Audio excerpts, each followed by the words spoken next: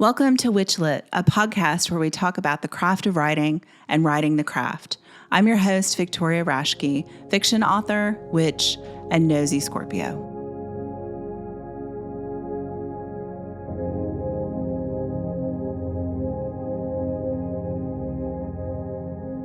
Yvonne Aburrow has been a pagan since 1985 and a Wiccan since 1991. They have an MA in Contemporary Religions and Spiritualities from Bath Spa University in the UK. They were born in England and now live in Cambridge, Ontario, Canada. They've written 4 books on the mythology and folklore of trees, birds, and animals, and 2 anthologies of poetry. Their most recent books are All Acts of Love and Pleasure, Inclusive Wicca, published by Avallonia Books, Dark Mirror, The Inner Work of Witchcraft, and The Night Journey, Witchcraft as Transformation, both published by the Doreen Valiente Foundation in association with the Center for Pagan Studies. They co-edited Pagan Consent Culture with Christine Hoff-Kramer. They blog at Dowsing for Divinity and also have a YouTube channel.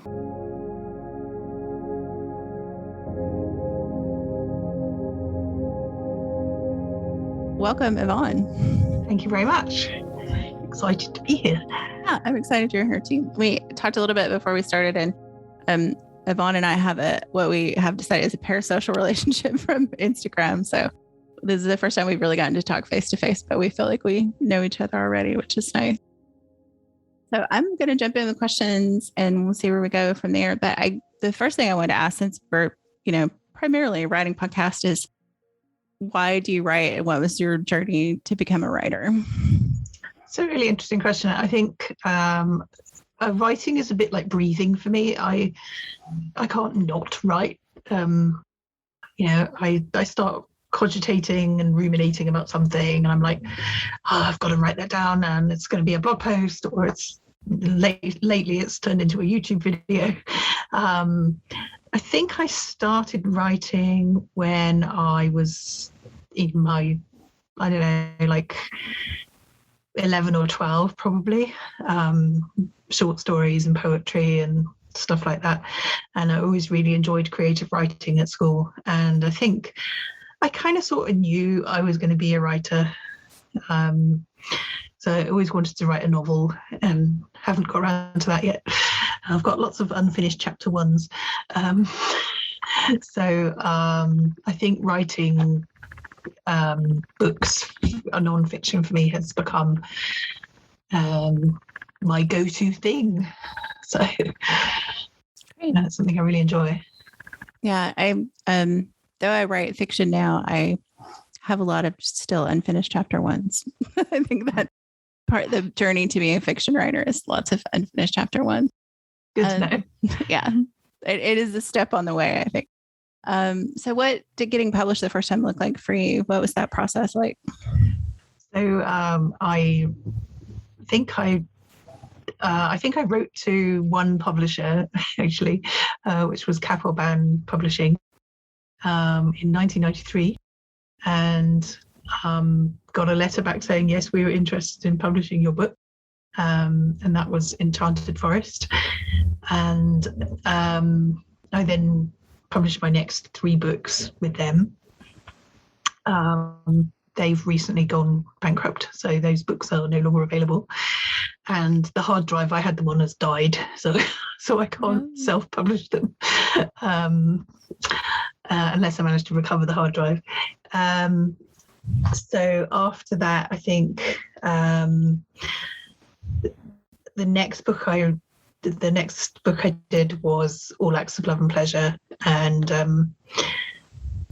that one I think I approached Avallonia first, and they were happy with that, and then Dark Mirror and The Night Journey went around various different publishers, and I actually ended up self-publishing them to start with, and then the Doreen Valiente Foundation expressed an interest.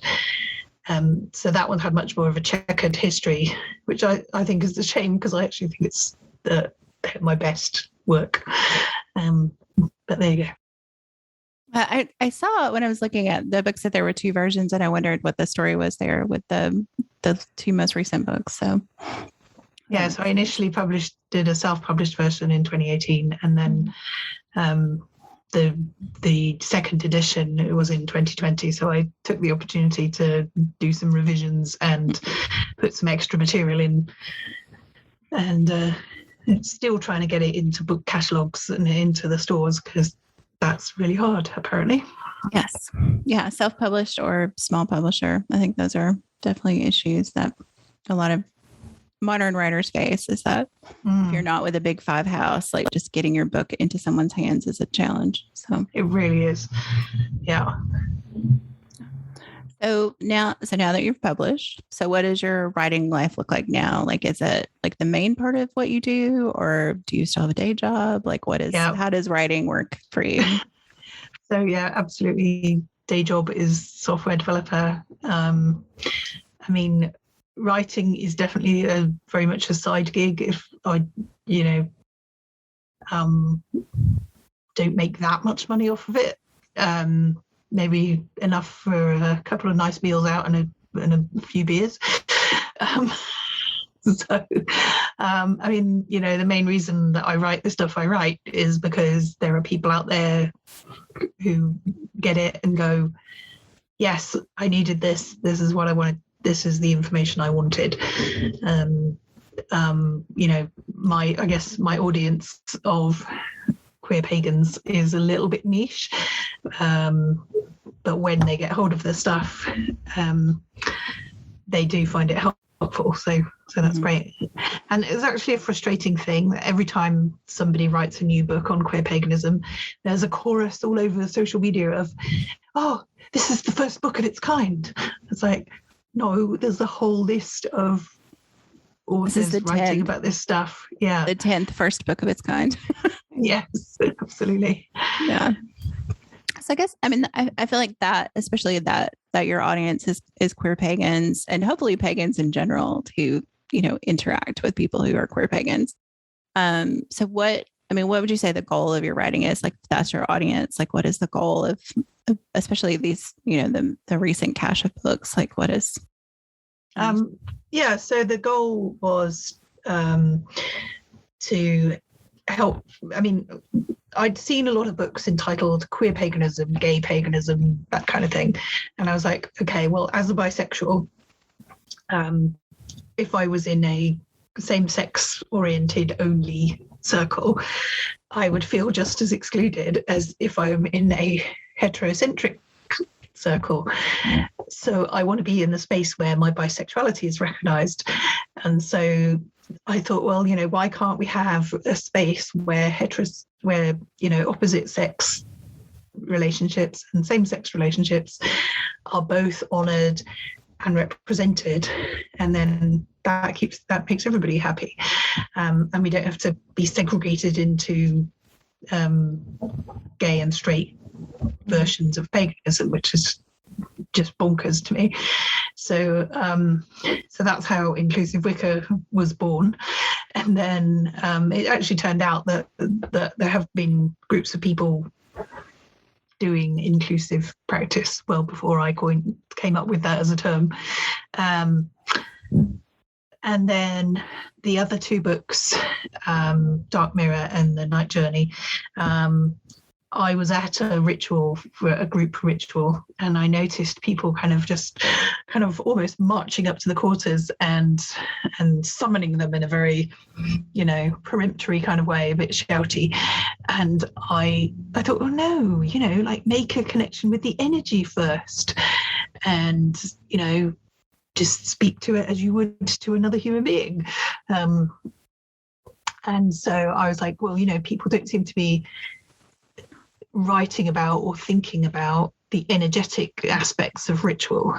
And so that was the impetus behind, let's talk about the inner work of ritual, which then kind of grew into a bunch of other ideas as well, but like embodied spirituality, and then also relating your inner practice to your outer practice as well. Mm-hmm. Yeah, I was really struck. I think it's the second or third chapter in Night Journey, the queer witchcraft chapter, and just the language you use to talk about, like, kind of this sparkly sky of the possibilities of, like, gender identity and sexual identity. And it just like, for one, it reminded me that you are a poet as well, because the language was really there. But just that, like we were talking about the energy of it, like it just like seems like such open space. Like it just opens up the space of ritual in a way that I think this very, binary, even a spectrum kind of is limiting in that way. But also just like, it reminded me like of how it feels like in your books, you're kind of also creating the language of this conversation. I mean, I know there are other books out there, but the language you use specifically seems so much more expansive in a lot of ways. Did you find that came easily, or was that difficult to get at? Did you feel like you kind of have to bend things around, or? I think I just got really frustrated with people talking about the spectrum of gender or sexuality or whatever, because as you say, the spectrum reproduces the binary, right? So I just wanted to go, okay, blow that out of the water. Let's talk about, okay, it's a scatter plot. And I can't remember if I came up with the term scatter plot or whether I saw it on somebody else's thing. And then I was like, well, scatter plot, that's a bit dull. It's a bit mathematical. Let's see if we can come up with something a bit more pagan sounding. Landscape. So I then came up with the idea of the landscape of gender. And I think in that post, when I wrote that particular passage that you're referring to with the rainbows and the peacocks and the sparkly things, I think it was not that long after the Pulse shootings in Orlando, and I really wanted to push back against the sort of, repressive atmosphere that allows somebody to think it's acceptable to wander into a nightclub and shoot 49 people, and I really wanted to assert that the beauty of being queer,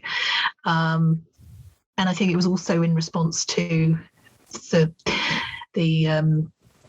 trans exclusionary radical feminists who always sound so kind of biological and very sort of pedantic and a bit dreary. And I was like, right, no, like fireworks and sparkly things and rainbows and unicorns, as a sort of, like we've got the joy and the expansiveness kind of. Mm-hmm. No, it really shows in language. I mean, not just in that particular section, which is particularly beautiful language, I think, but just throughout the books.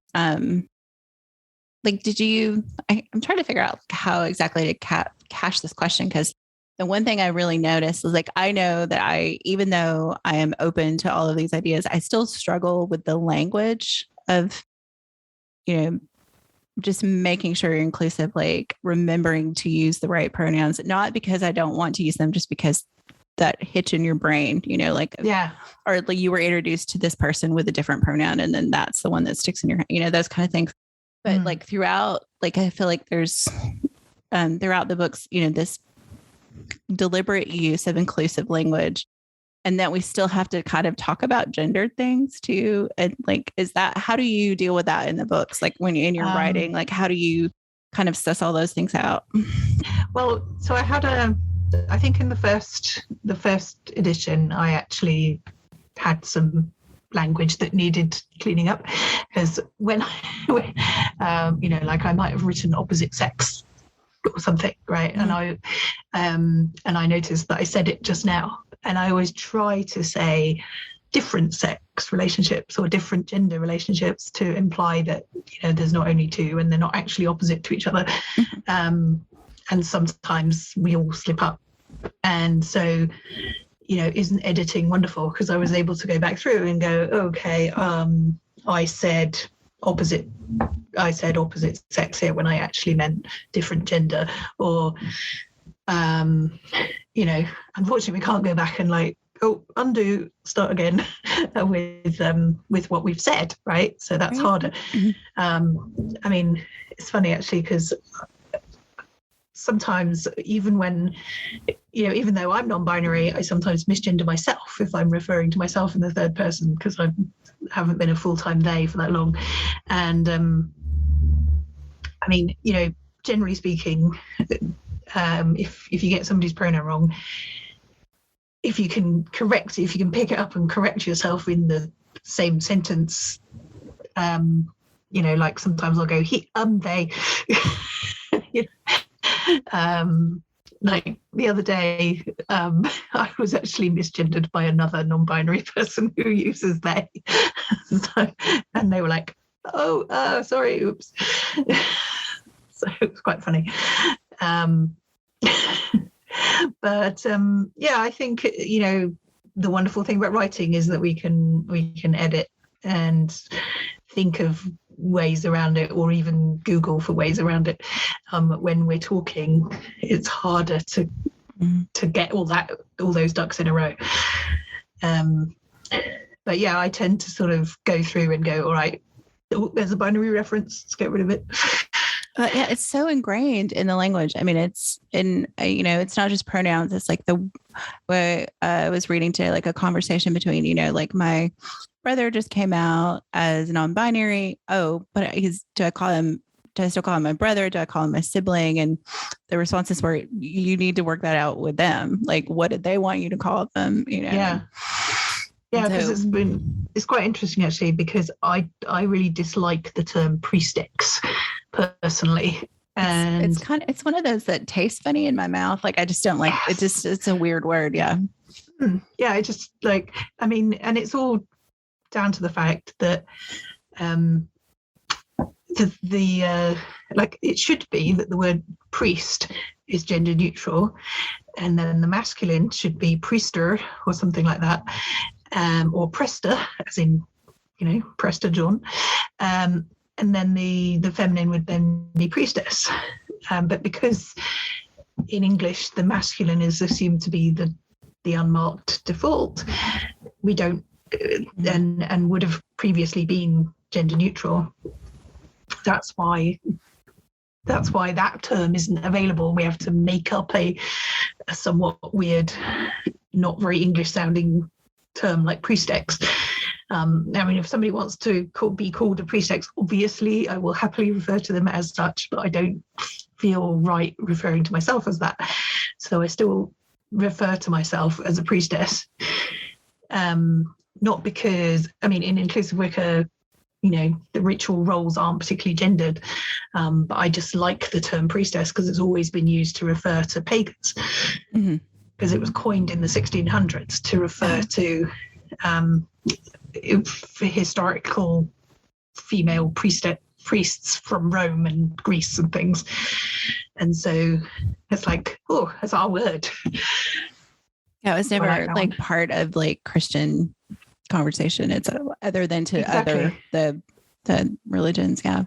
So like when like you have this relationship with your readers who are either queer pagans or queer pagan adjacent people or want to just be more inclusive, like how do you like what's the reception? Like what is the feedback you get from people? Because I feel like just in my reading, like though, obviously from watching your YouTube channel and stuff, like these are conversations I've been into, but reading the books, like they're so dense and there's so much information. Like I feel like I added 20 books to my to be read pile while I was reading through.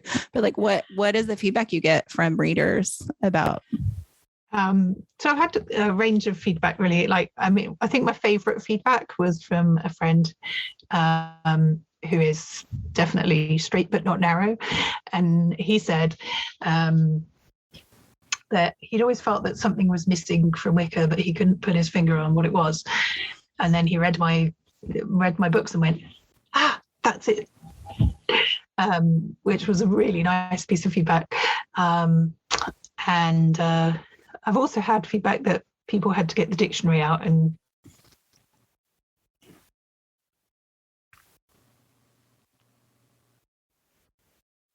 look, so I can add a footnote, like this is what this means. And I think part of that is probably like British versus North American vocabulary as well. But yeah, a lot of queer people specifically have said they were ready to walk away from Wicca because it seemed really gender binary based. And then they came across my work and went, oh, okay, this could work for me then. And also similarly, I had somebody who was a polytheist who had stopped practicing Wicca because they had understood it to be very duotheist, and my work made them realize, oh, actually, I can practice Wicca in a polytheist way. And there's still a very widespread perception that you can't be a polytheist and a Wiccan out there. And I'm like, yes, you can, because I am, and I have been for 30 years. I think there's also like this idea that somehow a religion that's less than 100 years old is set in stone. Like that's just not a thing yet. Like we're not there yet. So. I think a lot of people who say that are looking at Wicca from the outside, because I know a lot of polytheist Wiccans. So like, have you gotten feedback? Like, because I know that traditional witchcraft is also kind of part of your practice just from other media I follow you on, but have you gotten feedback from those folks too? Like, have they looked at these? I mean, I am not a practicing Wiccan, but I just found so much good information in these books. So like, have you heard from other folks too? I think I did get an invitation to a traditional craft event, which I assumed was on the basis of my books, but and I went and it was great. But I haven't had feedback specifically from that side of the house, no. So kind of going back to that idea of like, that you have footnotes, which thank you for those. They're brilliant. And just like the amount of information in the books, like when you, like what does pre-writing for like a book this dense look like for you? Because it seems like, I mean, it's clear there's a lot of research in addition to like your own personal experience, which I think you capture really well and use in like really nice illustrative ways in the work. But like, what does organizing this, or do you just kind of pants your way through writing a nonfiction book, which seems horrifyingly terrifying to me? So, a lot of the material that's in the books is adapted from my blog as well. So if people want samples and a taster, they can go to the blog and have a read. So what I tend to do is go, first of all, rough out the structure. Well, actually, no, before that, I would probably write down a bunch of ideas. So it'd be like, okay, so I knew I was writing a book about the inner work. So okay, what is the inner work? And how am I gonna express something that's quite tenuous and nebulous like the inner work? So I'm like, okay, write down the thing, write down a bunch of ideas. Okay, what have I got now? Okay, that looks like I now have some sort of structure. So I then, and I basically realized, oh yeah, I'm going to write about the inner work in the sense of, okay, if I'm opening a circle and calling the quarters, what's the inner work of that? And then I realized I'd written a whole bunch of stuff about embodied spirituality and that I wanted to include that because it wasn't a book in its own right. And then I also realized that I was going to need to say, okay, inner work is all very well, but the point of doing the inner work is to make yourself a more effective human being so you can then relate to other people and the wider world in a more effective way. And so that, and initially Dark Mirror and The Night Journey were going to be a single volume. And then when I put it all together, because I'd got a bunch of different Word documents, I realized that in fact I had 150,000 words and it was going to need to be 2 volumes. So I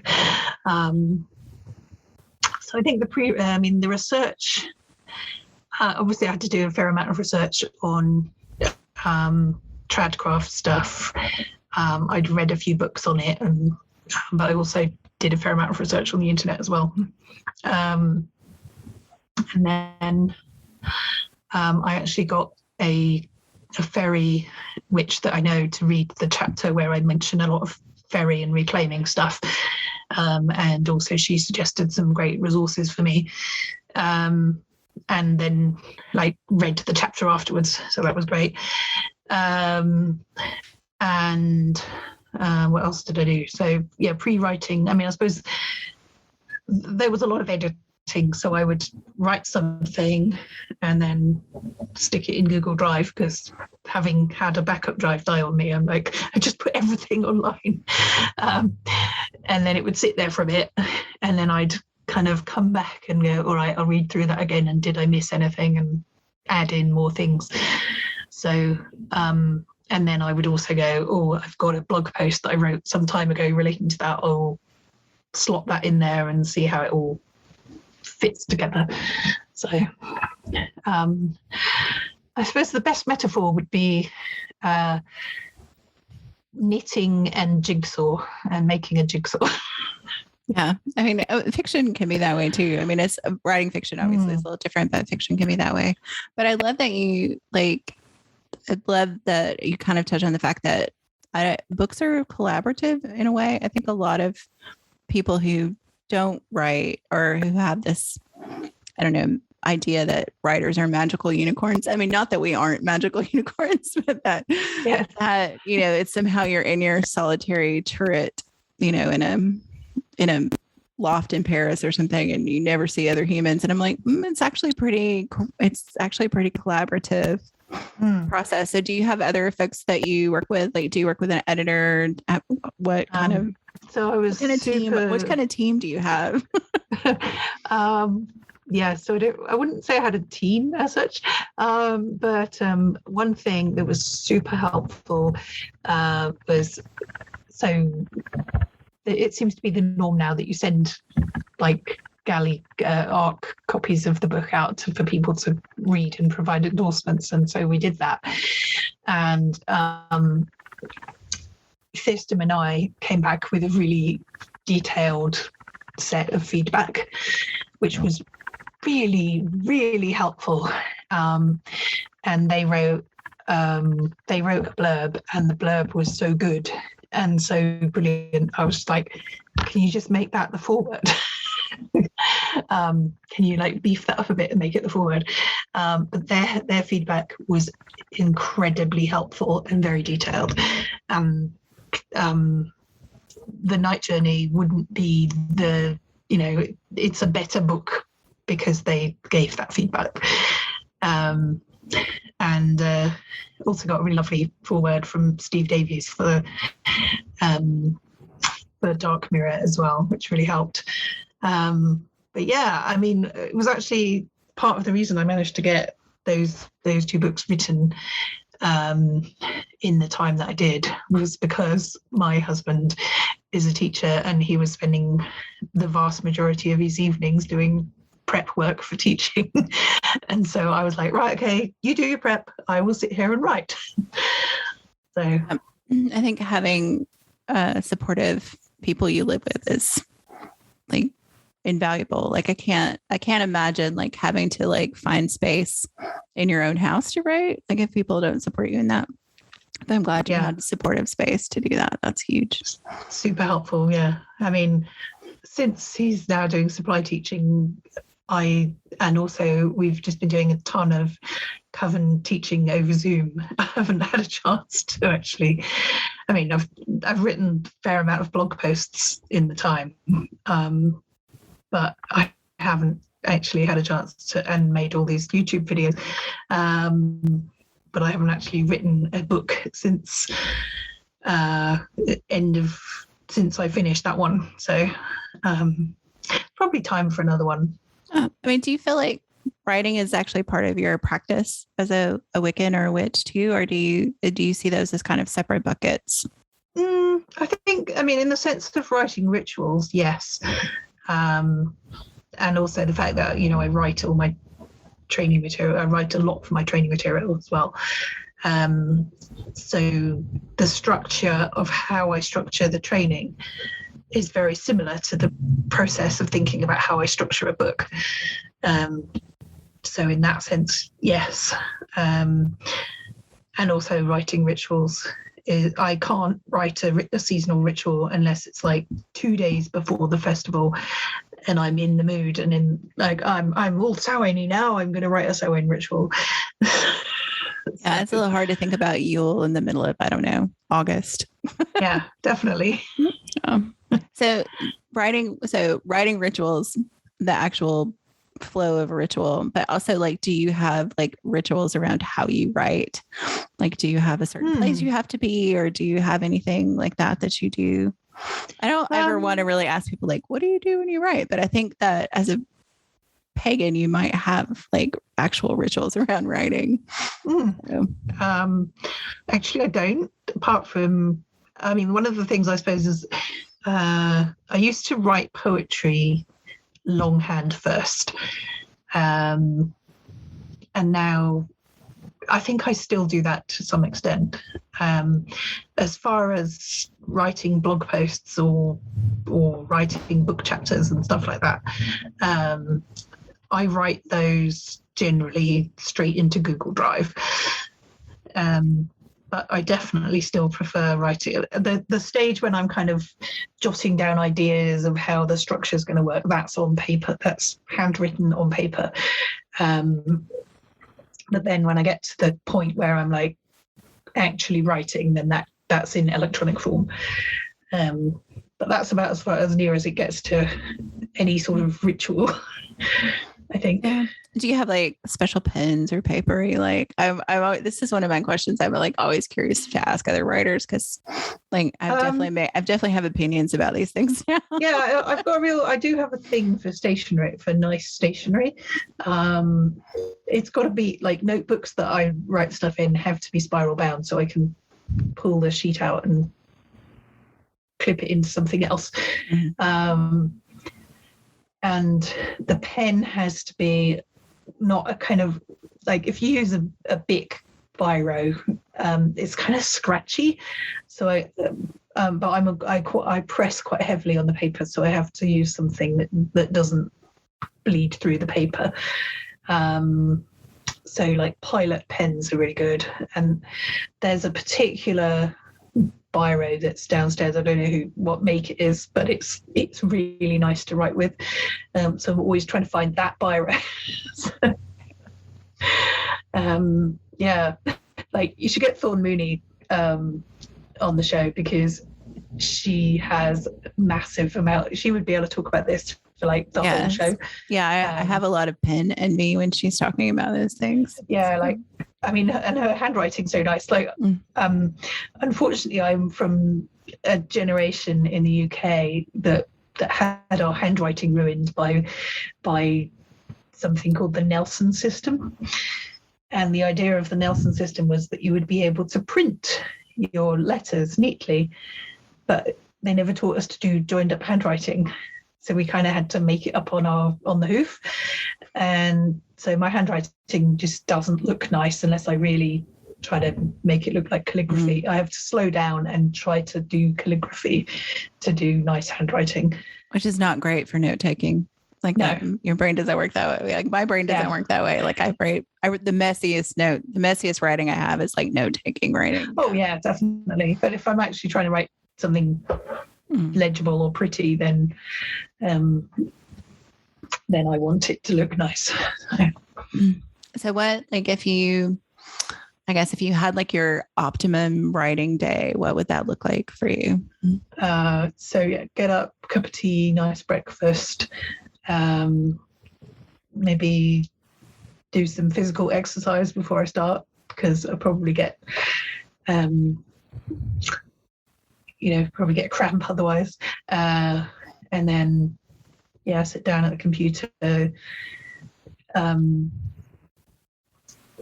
do my planning thing, and then get some words on the page.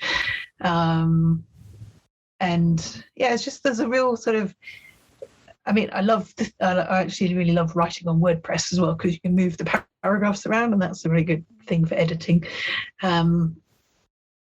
And I actually really like if somebody else edits my stuff, because you actually get good input on structure and whether you've written something that can be understood. So that's really helpful, because I've occasionally written stuff at work, and there's a person there who's a really good editor, and every time she edits my work, I'm just like, oh, it's been blessed. So that's really good. So ideally I'd like to have her on tap. That would be great. um, and yeah, just sort of lots of coffee and breaks, but also a real sort of flow of writing would be great. Mm-hmm. Yeah, and having that like golden editor person is such a gift. Like, yeah, it's just like the best feeling when you know that even if it's terrible by the time they read it and they tell you why it's terrible, you'll be able to fix it because they've given you they've told you exactly what the problem is. Yeah, like, and I just find their editing really, really insightful as well. So it's really, really good. Mm-hmm. Yeah, very cool. I don't know, good editor is like writer's best friend for sure. Yeah. So like, yeah, and one of the things that, like people who are not used to the ways of the world of writing, shall we say, it's one of the things that you have to understand as a writer is that editors are your friend, and editing, they're not taking away your unique expression. They're doing something really helpful. mm-hmm.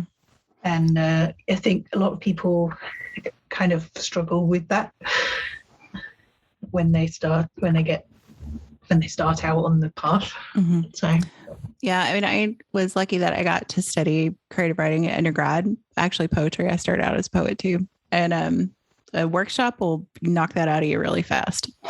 Like it's not precious. It can't be precious because your point is to get your point across. Even in poetry, like you want to be understood.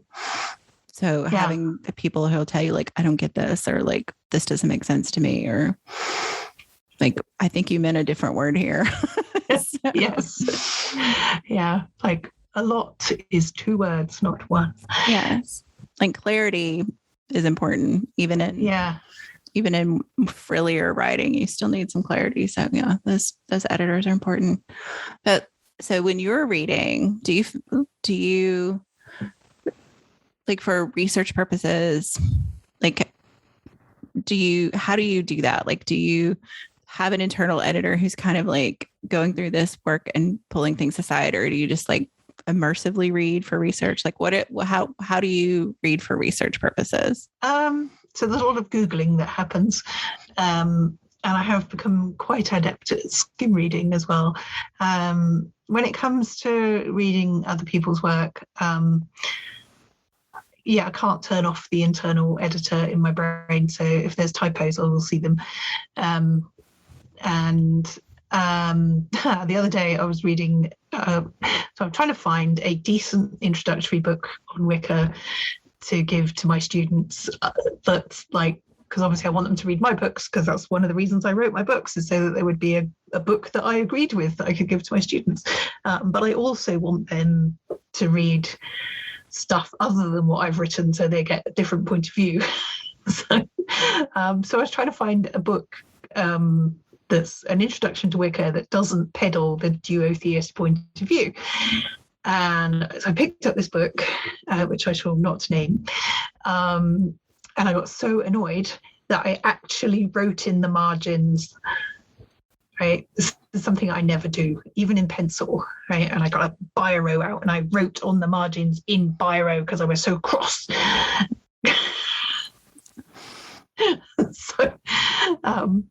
So yes, evidently wasn't able to turn the inner editor off that day. Yeah. No, I appreciate like the level to like be a person who doesn't mark books to then mark one in pen. I am a destroyer of books when I read them. There's flags and bent pages and that's okay everywhere. Yeah, but I'm just like it's my one issue with ebooks is though I love to read ebooks because they're easier to read in bed, I can't mark them up. So yes, that's true. Well, you can, but it's harder to get back to it when you've done it. I'm currently reading a secondhand book, and the person who read it before was an underliner, and they didn't remove their underlining and their marginal notes. And I'm just like, I don't really feel that your marginal notes add anything, strange anonymous reader. So yeah, or they're so cryptic. You're like, I don't really the cryptic marginalia in secondhand books is fascinating to me outside of the story of the book. Sometimes that is true. Yes, and also it turns out that Doreen Valiente was a marginal noter. and that's worth having because Doreen Valiente. So, I'm hoping one day someone will think this marginal note, this very rare marginal note by Yvonne Aburrow is worth having. They'd be like, she was really angry about this. Yes. They were really angry about this. Nicely done. Thank you. Yeah. Yes, they were very cross. They were very cross that day, enough to get out the biro. Yeah. Or a pen. They didn't throw the book across the room, but they were cross enough to write in the book. Yeah. So other than reading that, like what else are you reading these days, like for fun? For fun, science fiction. Currently rereading Mary Stewart's Arthurian trilogy, which is The Crystal Cave and The Hollow Hill. I actually blog about everything that I read now. So it's like there's a monthly blog post with what I've read this month. And I was looking at what I've read this year so far, and I know I've read a fair amount of witchy stuff, quite a lot of tradcraft stuff. Really like Thorn Mooney's stuff. Still waiting for my copy of her latest one. Really like Teethorn Coil. And also got to get hold of a book by Fia Gaudet Palmer, who I most recently interviewed on my show. What else? I'm actually reading a really interesting thing at the moment called Mighty Stories, Dangerous Rituals, which is a cool title, which is why I picked it up. And it's actually written by a couple of Christian authors, but they're trying to write it in an interfaithy kind of way because they mention Judaism and Christianity as well. But they do kind of like talk about the thing in general, and then they go, right, okay, now for the obligatory Christian paragraph. So you could, I'm just reading it whilst translating in my head. But you could, just skip the Christian paragraphs if you wanted. But it's really interesting. There's just a really interesting perspective on ritual and how it interacts with people's stories and how we can, build people's personal lives into ritual, which I thought was really cool. Because one of the things that I like to do for Samhain is get everybody to talk about one of their relatives who has died. So they bring a photo of the relative, and then they tell the story of that person and why they were beloved to them. And then we all say the name of the deceased relative, and it's just really powerful. And so simple, but so effective. And so I'm like, oh, that's bringing story into ritual. And can we do that in other ways as well? I feel like those kind of rituals too, like tap that, like just the storyteller oral history parts of our brain. Like it just taps into something really deep, I think. Yeah, I think so.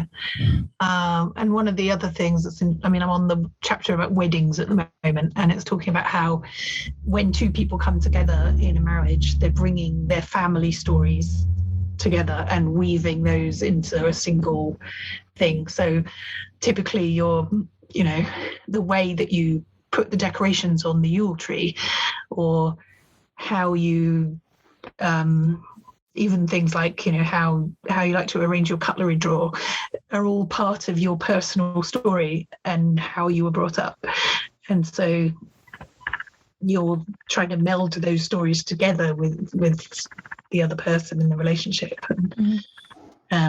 So I just think it's a really helpful way of looking at ritual and relationship.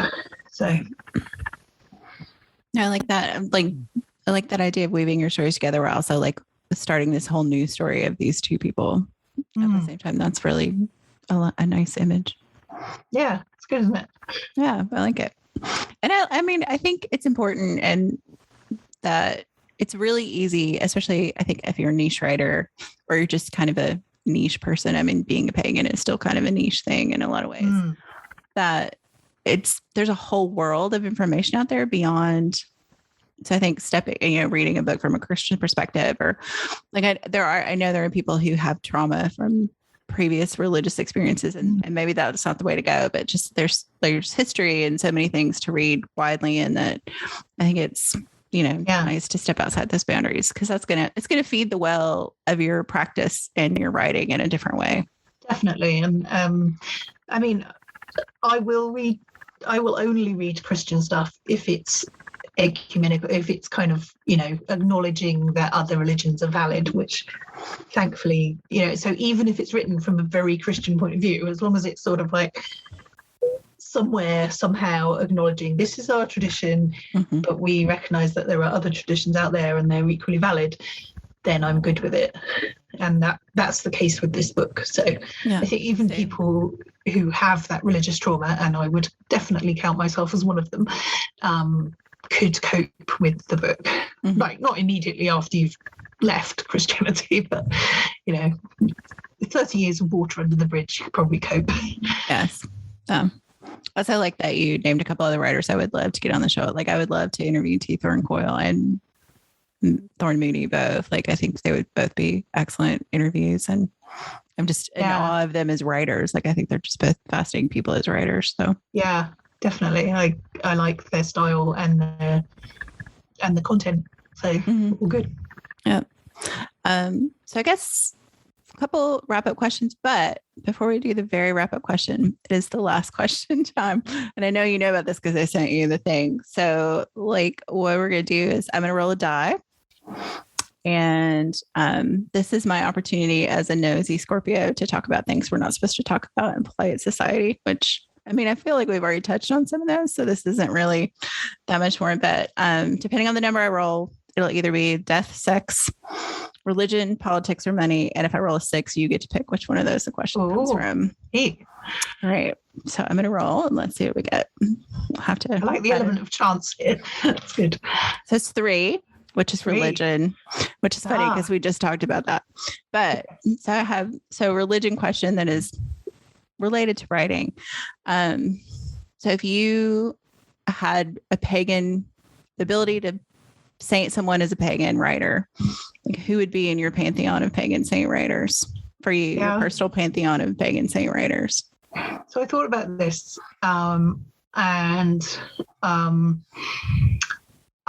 although there has recently been controversy about this person due to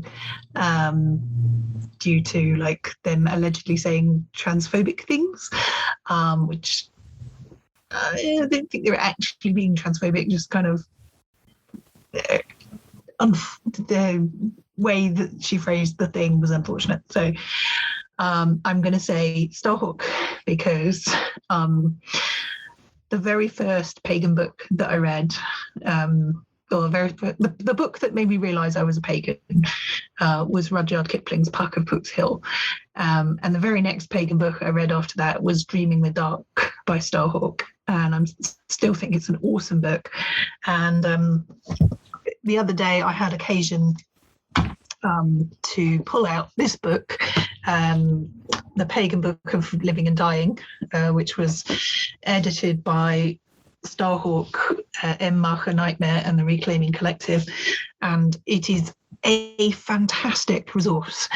It's got rituals for every conceivable situation in which somebody might die, like death by violence, death from AIDS, death in old age, death of children. It's got everything, right? And it's all from a pagan perspective. And the way it's written is just super helpful, because it's like, okay, here's a piece of liturgy, and here's a passage reflecting on this type of death, and here's a story of somebody who was in this situation. And it's just one of the best pagan books ever, to be honest. It's so good. It's on my shelf too. I love that book. I love it. And I also really love Truth or Dare, and to be honest, I've never actually finished The Spiral Dance. And the reason is that every time I'm reading through it and I'm like, okay, there's an exercise, Right. But I'm reading in bed, and so I can't actually do the exercise right now. So I'll just put the book to one side, and then I never pick it up again. Which is why in my books the exercises are always at the end of the chapters. I did notice that and really appreciate it for that very reason. It's like, oh, don't stop me in the middle of a chapter. I can't go do this. Yeah, because then when you want to go, okay, I'm going to come back and do this exercise later, it's easy to find because it's at the end of the chapter. I also notice and appreciate that Llewellyn books have started putting a table of contents for exercises in the front of their books, for presumably the same reason. Yeah, it's just helpful. Yeah, definitely. So anyone Starhawk mainly, or anybody else on that list? I can have more than one. Hey. You can have more than one. Cool. It could be, I don't know that we have time for like a full pantheon, but we could do a small pantheon. Yes. Okay, in that case, I'm going to have Michel Foucault, because he really opened up everybody's thinking about power and sexuality and power relations and what it means to be queer. And he also wrote about kink, and just a truly amazing human being. Yeah, I didn't really encounter him until grad school, and it was definitely mind-opening. I mean, there's just so much there, and it's not absorption on the first read kind of thing. It's really, there's just a lot to unpack there. But yeah, I would agree. That's a good choice. I mean, even, he's influenced so much, right? And now I want Judith Butler as well. For much the same reason. Yeah. I like this idea of building a little pantheon of writers, or like kind of also like talking, especially people who have passed, like this idea of kind of the mighty dead, like our writing ancestors as well as our physical body ancestors. So, well, strangely enough, quite a lot of the people on my my Wiccan mighty dead, I've got a framed thing on my altar with all the mighty dead on it. And quite a lot of those are writers. So that works. Yeah, no, that totally makes sense. Yeah. Well, thank you. Now I'm going to have to make another one with writers. Yeah, so it's definitely just a writer one. I like it. Yeah. We'll have to catch back up on that one. So are you working on anything now aside from blogging? Are you working on another book? Or I know you've got blog going and other stuff, but. Yeah, so I've started thinking about and roughing out, and I've actually got a couple of contributions as well for a book on it's in the very vague outline stage at the moment, but it's on people who've had spiritual wobbles, so like people who've left paganism, gone to Christianity, and then maybe come back to paganism, or maybe they've gone paganism, Christianity, atheism, or Christianity, paganism, atheism, or they've had some sort of deviation in their spiritual journey, and just trying to make that journey easier for other people, because it's one of those things that's kind of taboo to talk about, and people are kind of you can't really write about it until a significant amount of time has elapsed. So a lot of people are like, no, I can't write about it now, it's too soon, which is completely understandable, because it's quite a painful process. And so I guess the goal of the book would be to make the process less painful for other people.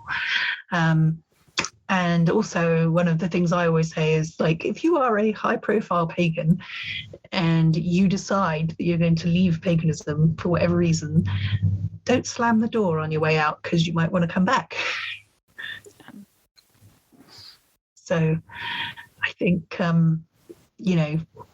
wherever you're going, whichever way you're jumping or wobbling, not slamming the door on your way out is probably a good thing. Yeah. And I think, I know for me, like, though I had a Christian upbringing, it wasn't particularly dogmatic in any way. So I kind of escaped like a lot of the trauma that I know a lot of pagans have from a Christian upbringing, but like there's still parts of that I still draw from. I mean, I've talked about this on another podcast I was on, that I went to Lutheran church, and those German hymns like sing to me Silent Night in German, and I'm gone. Oh, I love it. Yeah. There's just things that stick with you. And so I think that I'm just never been that good at a door slam and set it on fire kind of thing anyway. But I think you just pull those things with you too. There's whatever the good was sticks with you, hopefully, not just the bad. Yeah. Like I always associate Silent Night in German with the Christmas truce in 1914. Mm-hmm. Yeah, me too. Because that's what started the Christmas truce. And I was just like, oh, that's so beautiful. Mm-hmm. And there's a really great poem about it by Carol Ann Duffy has written a whole poem about the Christmas truce, which is really I'll great. have to look that up. Yeah, I've seen the movie. I thought the movie, they did a really good job. Oh, wow. Cool. I didn't know there was a movie. So yeah, it's in French and German. Oh, neat. So it's definitely it's a subtitled night for those of us who don't speak French and German. So I like the subtitles are good for like a handrail, but I do speak both of those. Yeah. Oh, cool. I mean, I am excited about this book already. So great. Okay. So yeah, we just need to. So yeah, I've approached a publisher with the idea. So I'm waiting to hear back right now. So yeah, I would think like this may be one of those times where this is a book that doesn't exist. Like I think I've never seen anything that really covers this particular. I mean, it's mentioned, but I don't think it's really talked about like in a full work. I don't think anyone's done one. So yeah, I think there's a lot of people who would benefit from it if they knew it existed. So. Yeah. Oh, definitely. Like you said, it can be a really painful process. I think having something. Oh yeah, you're not the first person having these feelings. Yeah. Like when it happened to me, I felt like I was actually going completely nuts for 6 months. So, so I was like, yeah, I could have done with a handrail. Well, thank you for starting to construct one for other people. I think that's admirable work. Thank you. So where can readers connect with your work now, or where's the best place to connect with you?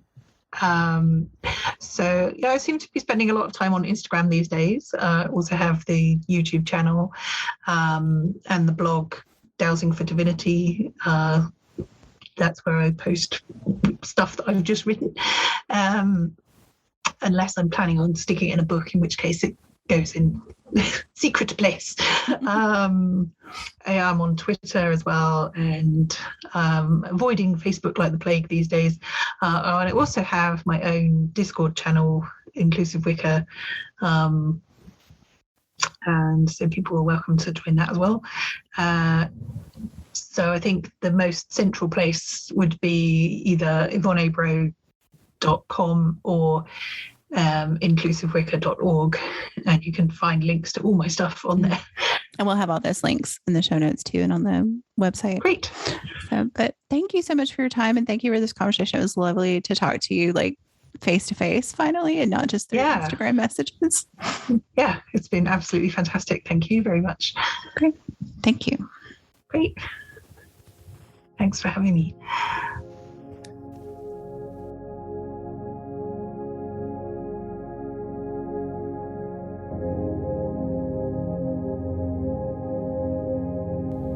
WitchLit is a production of Thousand Volt Press and is edited by Keifel A. Agostini, who also designed our logo.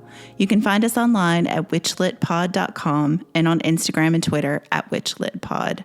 Thanks for listening and for reading witchy.